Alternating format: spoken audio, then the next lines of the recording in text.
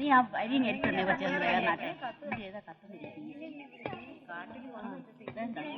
മാരേട്ട ചായ. മോളെ, ഈ തോക്കെന്ന് പറയുന്നത് മറ്റുള്ളവർക്ക് നാക്കെന്ന് പറയുന്നത് പോലെയാ എനിക്ക്.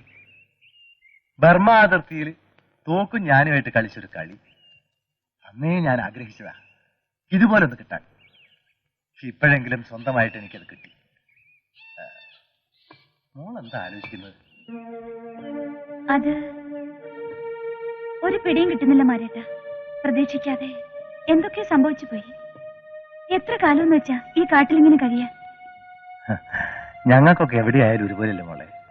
പിന്നെ കാട്ടിലാവുമ്പോ ജന്തുക്കളെ മാത്രം പേടിച്ചാൽ മതിയല്ലോ. ആ ചിങ്കനവിടെ, അവനെയും വേണതൊക്കെ ഒന്ന് പഠിപ്പിക്കാൻ.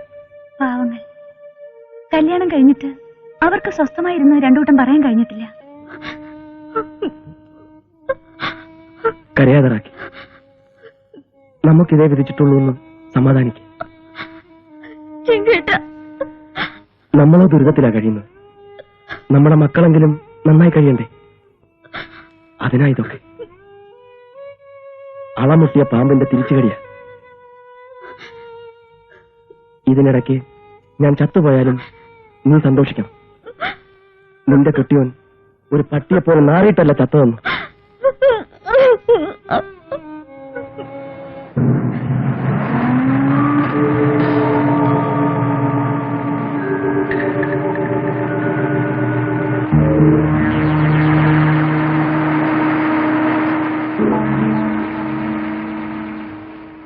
റാക്കി, നീ ഒന്ന് ഭൈരവിയോട് വിവരം പറ. അടുപ്പെല്ലാം വെള്ളം വെച്ച് അടച്ചേക്കാൻ പറ. പോകാനുണ്ട് അവരെടുത്തു.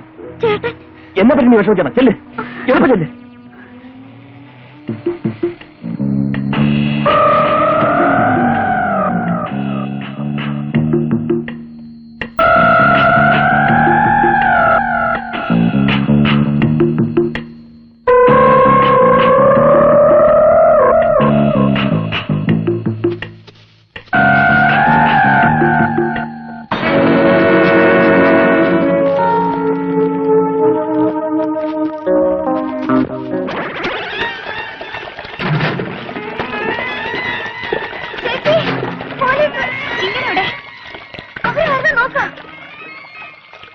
രാഖി, ഇവരുടെ കൂടെ ഉൾക്കാട്ടിലേക്ക് കുറിച്ചു വരും മാരേട്ട. ചിങ്ങനെ ഒറ്റയ്ക്ക് വിടുന്ന അപകടം.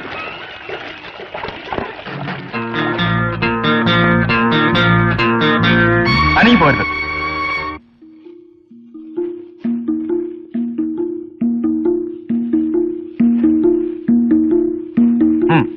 നടക്കൂ.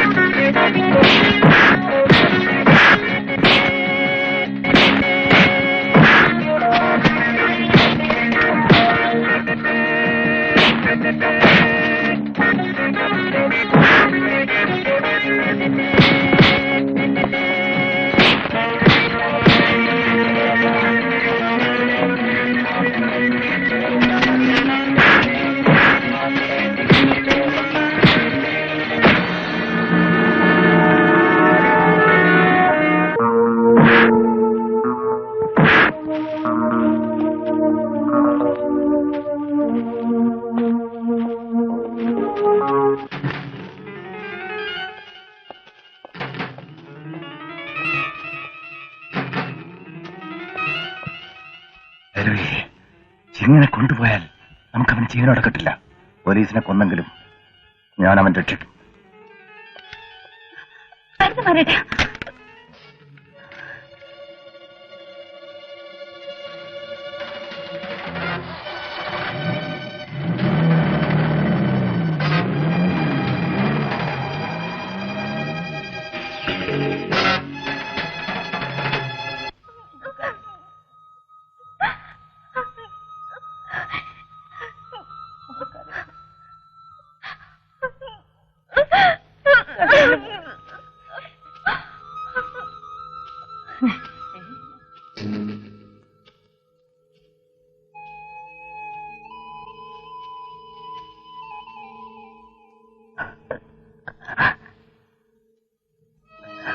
രാഖി,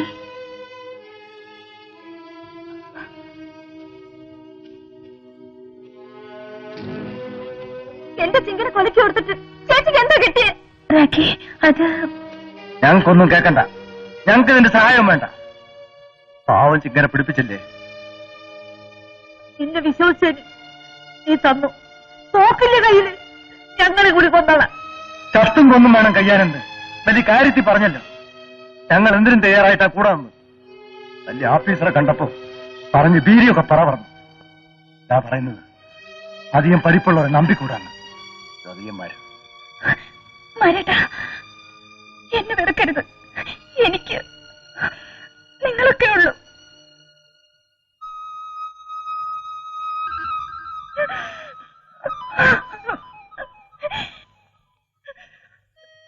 ഞാനൊന്ന് പതറിയെന്നു നേരാ. അതെന്തുകൊണ്ടായിരുന്നെന്ന് ചിങ്കന് മനസ്സിലാവും. ചിങ്കനെ പിടിച്ചത് വേറെ ഏതൊരു ഓഫീസറായിരുന്നാലും എന്റെ ജീവൻ കളഞ്ഞ് ഞാൻ ചിങ്കനെ രക്ഷിക്കുമായിരുന്നു. ഡിവൈഎസ്പി ശാന്തപ്പൻ വലിയ വാക്കൊന്നും പറഞ്ഞ് ഞങ്ങൾ ഇനിയും മയക്കണ്ട. കാട്ടിലേക്ക് ഏതായാലും പോയിക്കോട്ടെ. ഞങ്ങൾ ഈ കാട്ടില് എങ്ങനെയും കഴിഞ്ഞോളാം. രാഖി, എന്ത് ചെയ്തും നിന്റെ ചിങ്കനെ ഈ ചേച്ചി തിരിച്ചു കൊണ്ടുവരും. ഇത് സത്യം.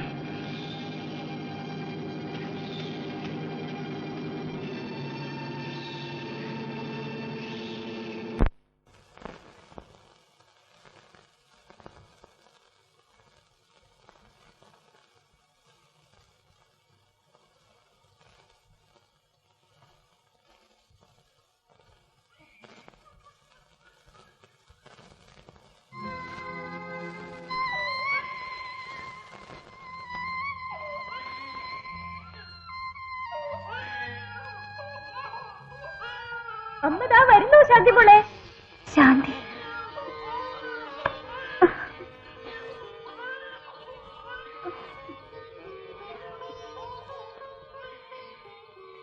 ആരാ? എന്തു വേണം?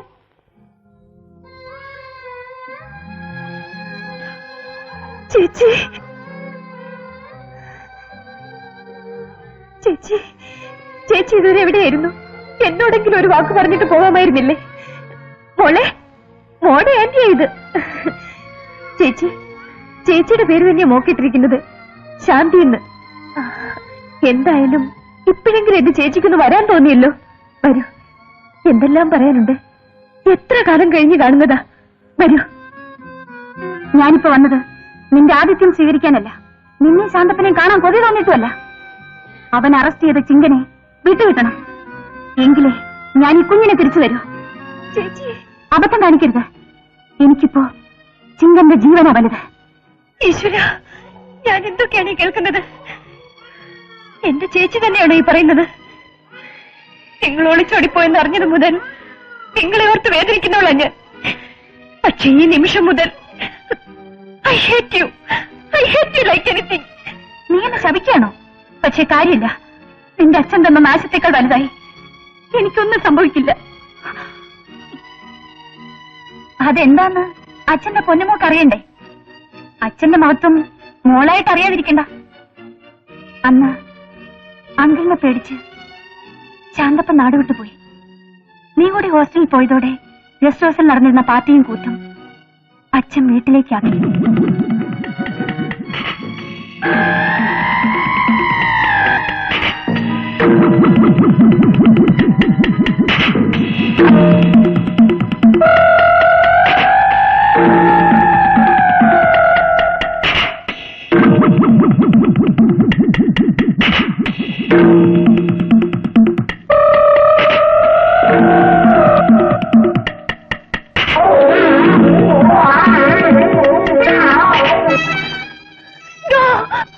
അച്ഛനെ പോലെ സ്നേഹിച്ച മനുഷ്യന്റെ വെപ്പാട്ടേകാൻ മനസ്സിലാഞ്ഞ ഞാൻ വീട് വിട്ടത്.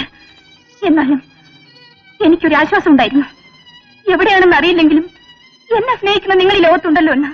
പക്ഷേ എന്റെ ജീവിതം തകർത്ത മനുഷ്യന്റെ കൂടെ അയാളുടെ എല്ലാമായി എന്റെ അനിയനെ കണ്ടപ്പോൾ നീ നേരത്തെ പറഞ്ഞ ഇംഗ്ലീഷ് വാക്കുണ്ടല്ലോ, I hate you like anything എന്ന്. അതിലും ഉച്ചത്തിൽ അന്ന് ഞാൻ എന്റെ മനസ്സിൽ പറഞ്ഞതാ. അരുത് ചേച്ചി, അങ്ങനെയൊന്നും പറയരുത്. ഞങ്ങളെ വെറുക്കരുത്.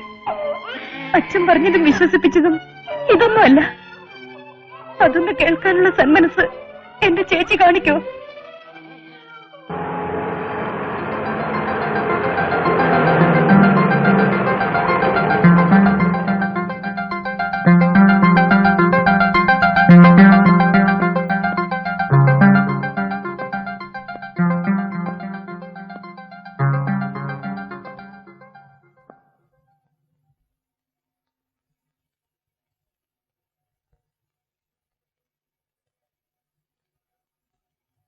ഞാൻ ചത്തില്ല.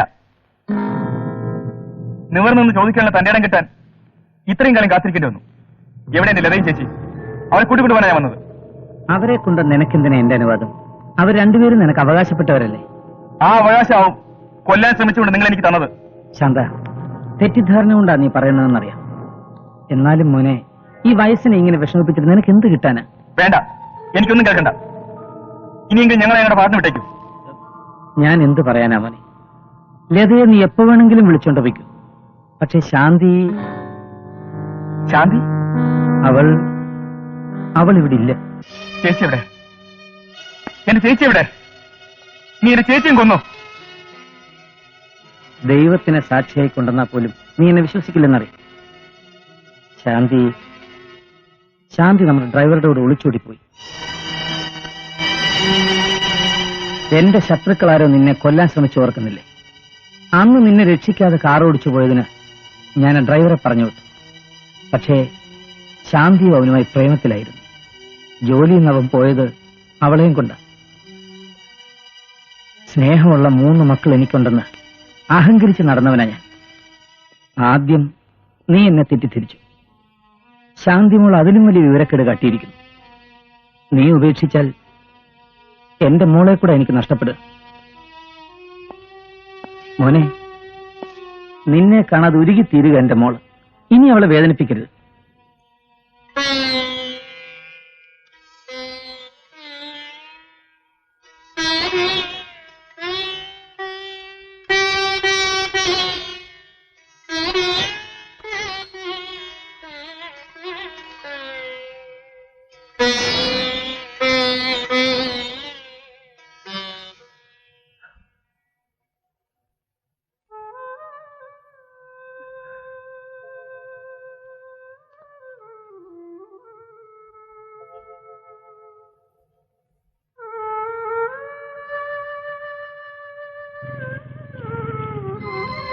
ശാന്തേട്ടനാ? അവനിപ്പോ എന്നെ കാണരുത്. ഞാൻ വന്ന വിവരം അവൻ അറിയരുത്. അറിഞ്ഞാൽ എനിക്ക് എന്റെ ചിങ്ങനെ രക്ഷിക്കാൻ കഴിയാതെ വരും. പ്ലീസ്. വരുന്നു. ഒരു സെക്കൻഡ് ഒഴിവില്ല. നിന്റെ കൈ കൊണ്ട് വിളമ്പി നല്ല തൃപ്തി കൊണ്ട് മാത്രം ഓടിപ്പോന്ന മോളെവിടെ? അത് നീ എന്താ ഒരുമാതിരി? എന്തു പറ്റി? ഒന്നുമില്ല മോളെ. തെക്കേടത്തിൽ ഓമന കൊണ്ടുപോയിരിക്കാം. അത്രേ ഉള്ളോ? അതിന് നീ എന്തിനാ എങ്ങനെ പേടിക്കുന്നത്? ചോറെടുക്ക്. എനിക്ക് ഉടനെ ആശുപത്രി വരെ പോകണം. ആ DSP കൊന്ന കേസിലെ പ്രതി അഡ്മിറ്റ് ചെയ്തിരിക്കുക. ഇതുവരെ ക്വസ്റ്റ്യൻ ചെയ്തിട്ടില്ല.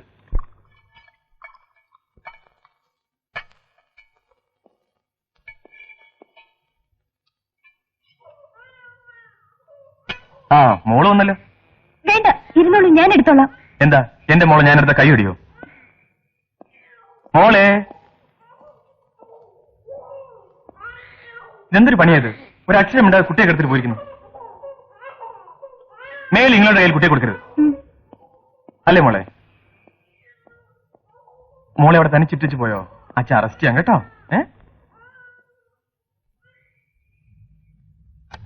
ചേച്ചി,